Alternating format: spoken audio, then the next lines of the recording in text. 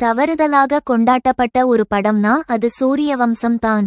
இந்த சீன்ல அவங்க அப்பாவை பெருமை பீத்தி கொண்டாடி பேசிக்கிட்டு இருப்பார், எங்க அப்பா தான் காரணம் என்று. ஆனா உண்மை அது இல்லை. குடியிருக்கிறது ஒரு வீடும் கொடுத்து, பஸ் வாங்குறதுக்கு காசும் கொடுத்த சுந்தர்ராஜனை விட்டுட்டார்.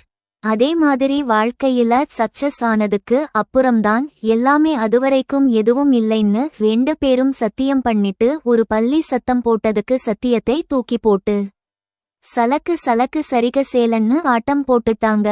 அது இல்லாம தன்னை கட்டிக்க மாட்டேன்னு சொன்ன முறை பொண்ணு மறுபடியும் உதவி கேட்டு வரும்போது தேவயானி உதவி பண்றேன்னு சொல்லணும், இல்லனா இல்லைன்னு சொல்லணும். அதை விட்டுட்டு பழசை எல்லாம் குத்தி காட்டுறது நல்லாவா இருக்கு?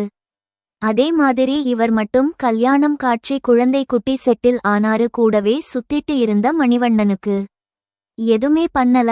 மொத்தத்துல இந்த படம் முழுக்க ஒரு சுயநல படம். இந்த படத்தில் இருந்து தெரிஞ்சுகிட்டது ஒரே விஷயம்தான்.